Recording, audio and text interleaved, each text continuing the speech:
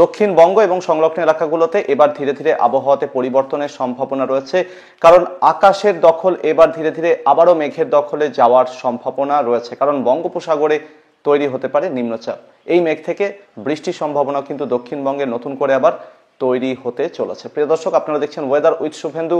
আজ হলো আগস্টের 12 তারিখ, মঙ্গলবার, সাল 2025। ভারতীয় সময় ঘড়িতে এখন সকাল 9:45 বাজে। যারা এখনো পর্যন্ত চ্যানেলটি সাবস্ক্রাইব করেনি, এখনই চ্যানেলটিকে সাবস্ক্রাইব করে অল নোটিফিকেশন অন করে রাখুন, যাদের আবহাওয়া সংক্রান্ত সঠিক পূর্বাভাসের প্রয়োজন হয়ে থাকে। প্রিয় দর্শক, আজ সকাল 8:30 পর্যন্ত সময়ে বিগত 24 ঘন্টায় কোথায় কেমন বৃষ্টি রেকর্ড হয়েছে, কোথায় কেমন তাপমাত্রা ছিল, সেটার দিকে আমরা নজর রাখবো। পূর্বাভাস মতোই গাঙ্গেয় দক্ষিণবঙ্গে বৃষ্টি অনেকটাই কমেছে, কিছু কিছু জায়গাতে বৃষ্টিও হয়নি, কিছু জায়গাতে অল্প স্বল্প বৃষ্টি হয়েছে।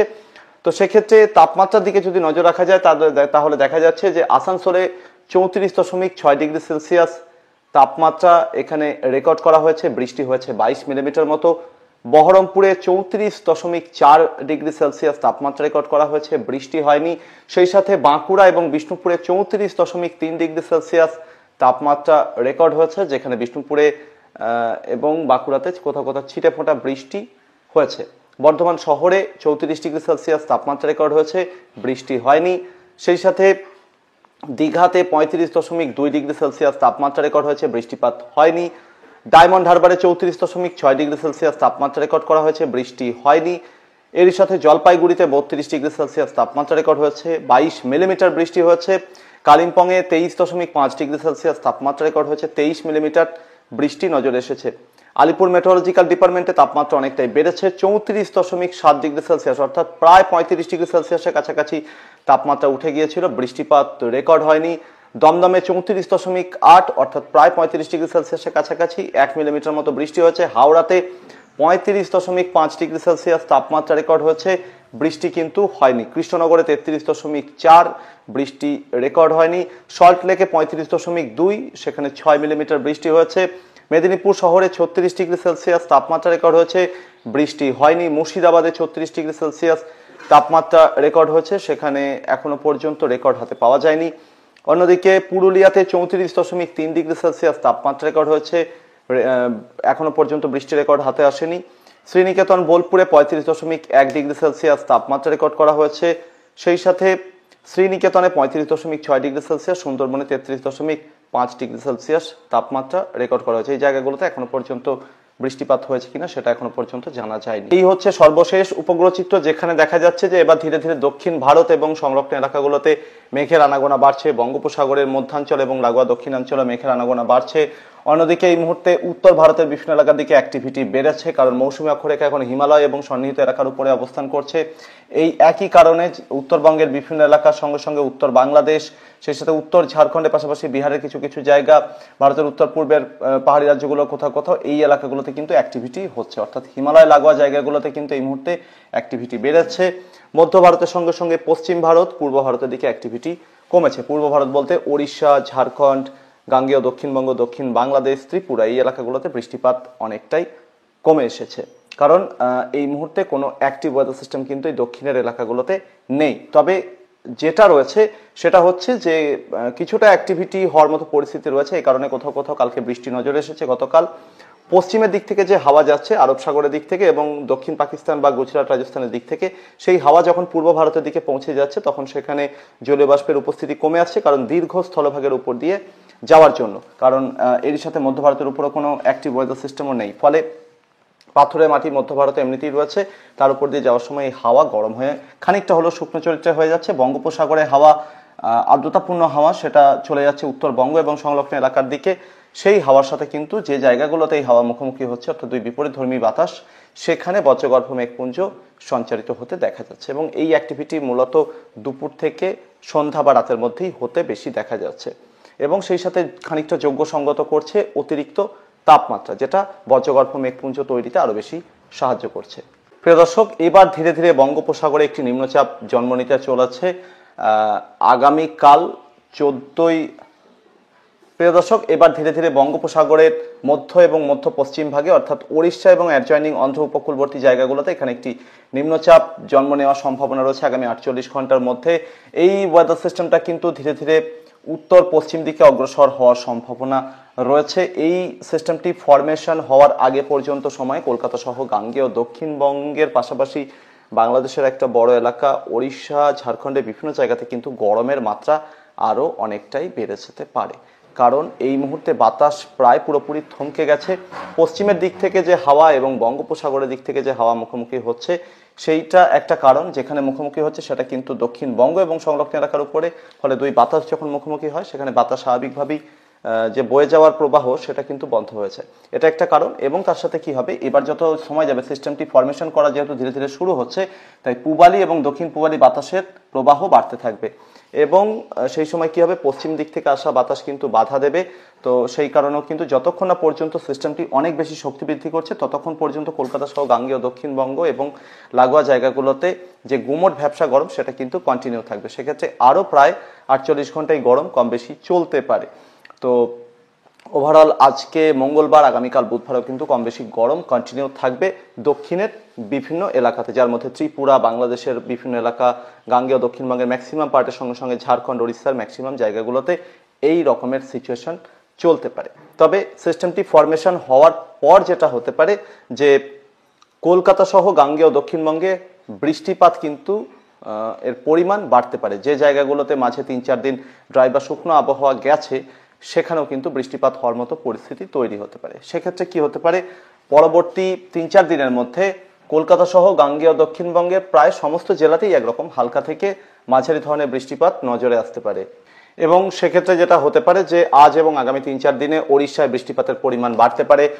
উপকূলবর্তী মধ্য ওড়িশা এবং দক্ষিণ ওড়িশার বিভিন্ন জায়গাতে মাঝারি থেকে ভারী বৃষ্টি নজরে আসতে পারে। বাকি ওড়িশাতে হালকা থেকে মাঝারি ধরনের বৃষ্টির সঙ্গে সঙ্গে কোথাও কোথাও ভারী বৃষ্টি হতেও পারে। এর সাথে সাথে যেটা হতে পারে, ঝাড়খণ্ডের বিভিন্ন এলাকাতে আগামী 3-4 দিনের মধ্যে হালকা থেকে মাঝারি ধরনের বৃষ্টিপাতের সম্ভাবনাই বেশি এবং বেশ কিছু জায়গাতে কিন্তু ড্রাই বা শুকনো আবহাওয়া থাকতে পারে। বিহারের নেপাল লাগোয়া জায়গাগুলোর দিকে অর্থাৎ বিহারের উত্তর দিকটাতে মাঝারি থেকে ভারী বৃষ্টির সঙ্গে সঙ্গে কোথাও কোথাও অতি ভারী বৃষ্টি হতে পারে। বাকি দক্ষিণ বিহারের দিকটাতে হালকা থেকে মাঝারি ধরনের বৃষ্টির সম্ভাবনাই বেশি। অন্যদিকে নেপালের ম্যাক্সিমাম পার্টে কিন্তু মাঝারি থেকে ভারী বৃষ্টির সম্ভাবনা রয়েছে। ফলে নেপালের দিক থেকে যে নদীগুলো নামছে গঙ্গাতে এসে যেগুলো মিশছে সেখানে কিন্তু জলস্তর বৃদ্ধির আশঙ্কা। সিকিমের দক্ষিণ ভাগের সঙ্গে সঙ্গে উত্তরবঙ্গের উত্তর দিনাজপুর, দার্জিলিং, কালিম্পং, জলপাইগুড়ি, আলিপুরদুয়ার, কোচবিহার এই জেলাগুলোতে আজ এবং আগামীকাল এই দুটো দিন কিন্তু পরিস্থিতি বেগতিক হতে পারে। প্রচুর বৃষ্টিপাতের আশঙ্কা রয়েছে।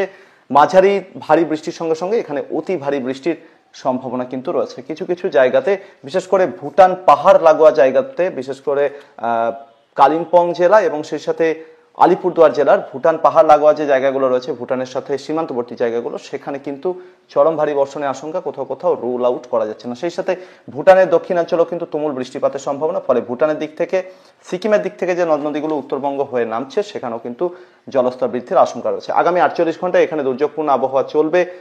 পাহাড়ে ধস নামতে পারে, হরপাবানের আশঙ্কা রয়েছে, তাই সতর্ক থাকতে পরামর্শ দেব। 48 ঘন্টা কেটে যাওয়ার পর এখানে বৃষ্টিপাত অনেকটাই কমে আসবে এবং সাধারণ মানুষের মধ্যে স্বস্তি ফিরে আসার সম্ভাবনা। উত্তরবঙ্গ লাগোয়া আসামের কিছু কিছু জায়গার দিকটাতে মাঝারি থেকে ভারী বৃষ্টি হতে পারে। আসামের উত্তরাঞ্চলের বিভিন্ন এলাকা, বিশেষ করে ব্রহ্মপুত্রের উত্তরাঞ্চলের যে এলাকাগুলো রয়েছে সেই এলাকাগুলোতে কিন্তু মাঝারি ভারী বৃষ্টির সম্ভাবনা। বাকি মেঘালয় লাগোয়া আসামের দিকটাতে হালকা থেকে মাঝারি ধরনের বৃষ্টির সঙ্গে সঙ্গে কোথাও কোথাও ভারী বৃষ্টি হতে পারে। শিলচর এবং লাগোয়া জায়গাগুলোতে আগামী 3-4 দিনের মধ্যে মাঝারি ভারী বৃষ্টির সম্ভাবনা রুল আউট করা যাচ্ছে না। এবার ত্রিপুরার দিকে নজর রাখি। ত্রিপুরাতে ভারী বৃষ্টিপাতের সম্ভাবনা আগামী 3-4 দিনে সেভাবে নেই বললেই চলে। মূলত বিক্ষিপ্তভাবে বজ্রবিদ্যুৎ সহ বৃষ্টির সম্ভাবনায় বেশি। সেক্ষেত্রে হালকা থেকে মাঝারি ধরনের বৃষ্টি বিক্ষিপ্তভাবে হতে পারে, অর্থাৎ একটা এলাকায় হবে আর একটা এলাকায় হবে না। এই রকমের পরিস্থিতি আগামী 3-4 দিন এখানে থাকতে পারে। বাংলাদেশের ক্ষেত্রে উপকূলবর্তী বরিশাল, খুলনা, চট্টগ্রাম ডিভিশনে বৃষ্টিপাতের পরিমাণ আগামীকাল থেকে বৃদ্ধি পাওয়ার সম্ভাবনা রয়েছে। ইতিমধ্যে বৃষ্টি বন্ধ রয়েছে বিভিন্ন জায়গাতে, তো এখানে কিন্তু বৃষ্টিপাত নতুন করে শুরু হতে পারে বেশ কিছু জায়গাতে এবং বৃষ্টিপাতের পরিমাণ হালকা থেকে মাঝারি ধরনের থাকার সম্ভাবনায় বেশি, কারণ নিম্নচাপটি কিন্তু মধ্য ভারত হয়ে পরবর্তীতে পশ্চিম ভারতের দিকে যাওয়ার সম্ভাবনা, অর্থাৎ পশ্চিমবঙ্গ বা বাংলাদেশ উপকূলের দিকে কিন্তু এই নিম্নচাপ আসছে না। তবে তার প্রভাবে যে লাগাতার ময়েশ্চার থ্রো হতে থাকবে, পশ্চিম ভারতের দিক থেকে আসা হাওয়ার সাথে মুখোমুখি হবে, সেই কারণে কিন্তু এই বজ্রবিদ্যুৎ সহ বৃষ্টি নজরে আসবে। তো রাজধানী ঢাকা সহ ঢাকা ডিভিশনের বিভিন্ন এলাকাতেও হালকা থেকে মাঝারি ধরনের বৃষ্টিপাতের সম্ভাবনা আগামী 3-4 দিনে রয়েছে। রাজশাহী ডিভিশনের ক্ষেত্রে এই একই পূর্বাভাস থাকছে, যারই মধ্যে আবার বরিশাল ডিভিশনের হাতিয়া সন্দ্বীপ লাগোয়া যে জায়গাগুলো রয়েছে এবং সেই সাথে পার্বত্য চট্টগ্রামে কিছু কিছু এলাকা, সেনবাগ, ফেনী, নোয়াখালী এই এলাকাগুলোর দিকে কিন্তু কোথাও কোথাও ভারী বৃষ্টির হালকা সম্ভাবনা রয়েছে, যেটা আগামী 3 দিনের জন্য প্রযোজ্য হতে যাচ্ছে এই পূর্বাভাস। অন্যদিকে রংপুর, ময়মনসিংহ, সিলেট ডিভিশনে হালকা থেকে মাঝারি ধরনের বৃষ্টিপাতের সম্ভাবনা খুবই বেশি আগামী 3-4 দিনে, যার মধ্যে আগামী 48 ঘন্টায় বৃষ্টিপাতের পরিমাণ আরও বেশি থাকতে পারে। রংপুর ডিভিশনের একেবারে উত্তরাঞ্চলের পঞ্চগড়, নীলফামারী, লালমনিরহাট লাগোয়া যে জায়গাগুলো রয়েছে এখানে মাঝারি ভারী বৃষ্টির সম্ভাবনা খুবই বেশি। সিলেট ডিভিশনে কিছু কিছু জায়গাতেও মাঝারি ভারী বৃষ্টির সম্ভাবনা কিন্তু আগামী 48 ঘন্টায় যথেষ্টই রয়েছে। এরপর উত্তর বাংলাদেশের এই এলাকাগুলো অর্থাৎ রংপুর, ময়মনসিংহ, সিলেট ডিভিশনের দিকেও বৃষ্টিপাত কমবে। কলকাতা সহ গাঙ্গেয় দক্ষিণবঙ্গের সমস্ত জেলাতেই বৃষ্টিপাত নিশ্চিতভাবেই বাড়তে চলেছে আগামী 3-4 দিনে, এবং যে জায়গাগুলোতে বৃষ্টি 3-4 দিনে হয়নি গত 3-4 দিনে সেখানে বৃষ্টিপাতের সম্ভাবনা রয়েছে, আর যেখানে বৃষ্টিপাত অল্প স্বল্প হয়েছে সেখানে বৃষ্টিপাতের পরিমাণ একটু বাড়তে চলেছে। এক্ষেত্রে পূর্বাভাস থাকছে কলকাতা সহ গাঙ্গেয় দক্ষিণবঙ্গের সমস্ত জেলাতে বৃষ্টিপাতের পরিমাণ বাড়তে চলেছে, তবে বৃষ্টির পরিমাণ কিন্তু প্রধানত হালকা থেকে মাঝারি ধরনের থাকার সম্ভাবনাই বেশি।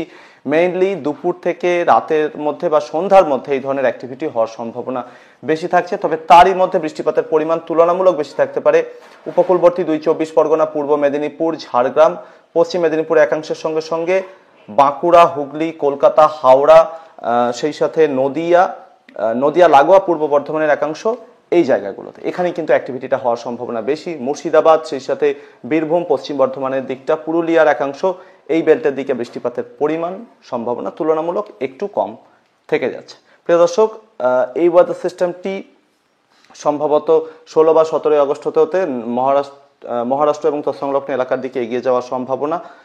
তবে মনসুন ট্রাফ সেটা দক্ষিণের দিকে আপাতত থেকে যাবে, অর্থাৎ এখন কিন্তু হিমালয় সন্নিহিত এলাকার দিকে রয়েছে। নিম্নচাপটি শক্তি বৃদ্ধি করার পর অর্থাৎ আগামী 48 ঘন্টার মধ্যে মনসুন ট্রাফ অনেক বেশি দক্ষিণে নেমে যাবে। তো অনেকদিন পর কিন্তু অন্ধ্র এবং লাগোয়া যে মধ্য ভারতের বিভিন্ন এলাকা, দক্ষিণ ভারতের বিভিন্ন রাজ্য, এগুলো ভালো বৃষ্টি পেতে চলেছে, এবং সেই সাথে পূর্ব ভারতের দিকে যে তুমুল বৃষ্টিপাতে নদ নদীগুলোতে জলস্তর অনেক বেশি বেড়েছে, সেখানে কিছুদিন 2-3 দিন থেকে বৃষ্টিপাত বন্ধ হয়েছে বা কমেছে। তবে দক্ষিণবঙ্গ এবং সংলগ্ন এলাকাগুলোতে আগামী 3-4 দিনে বৃষ্টিপাতের সম্ভাবনা নতুন করে বাড়লেও এরপর 15 আগস্ট থেকে হয়তো বা বৃষ্টিপাতের সম্ভাবনা আবারও কমে যাবে, কারণ সেই সময় নিম্নচাপটি ধীরে ধীরে মধ্য ভারত এবং সংলগ্ন দক্ষিণ ভারতের দিকে এগিয়ে যাওয়ার সম্ভাবনা, এবং তাই এই কারণে কিন্তু দক্ষিণবঙ্গ এবং লাগোয়া জায়গাগুলোতে বৃষ্টিপাত অনেকটাই কমে আসতে পারে, এবং পরবর্তী 7 দিনও বৃষ্টিপাতের সম্ভাবনা অনেকটাই কম থাকতে পারে। সেক্ষেত্রে 21 বা 22 আগস্ট পর্যন্ত কলকাতা সহ গাঙ্গেয় দক্ষিণবঙ্গের ম্যাক্সিমাম পার্ট, ঝাড়খণ্ড, দক্ষিণ বাংলাদেশ, ত্রিপুরা এবং লাগোয়া জায়গাগুলোতে বৃষ্টিপাতের সম্ভাবনা অনেকটাই কম থাকবে। কম বেশি গরম কন্টিনিউ থাকার সম্ভাবনা কিন্তু রয়েছে। এর পরবর্তী নিম্নচাপ সম্ভবত 24 থেকে 25 আগস্ট নাগাদ উত্তর বঙ্গোপসাগরে ফরমেশন হতে পারে। সেটি তৈরি হলে মনসুন ট্রাপ আবার ধীরে ধীরে সেই সময় দক্ষিণবঙ্গ এবং সংলগ্ন এলাকার দিকে উঠে আসতে পারে, ফলে দক্ষিণবঙ্গ এবং লাগোয়া জায়গাগুলোতে আগস্টের শেষ দিকে আবার বৃষ্টিপাতের পরিমাণ বৃদ্ধির ইঙ্গিত থাকছে। প্রিয় দর্শক, এই ছিল আগামী কয়েকটি দিন আবহাওয়ার সম্ভাব্য পরিস্থিতি। পরবর্তী আপডেট এবং লাইভে আবারও দেখা হচ্ছে। ধন্যবাদ।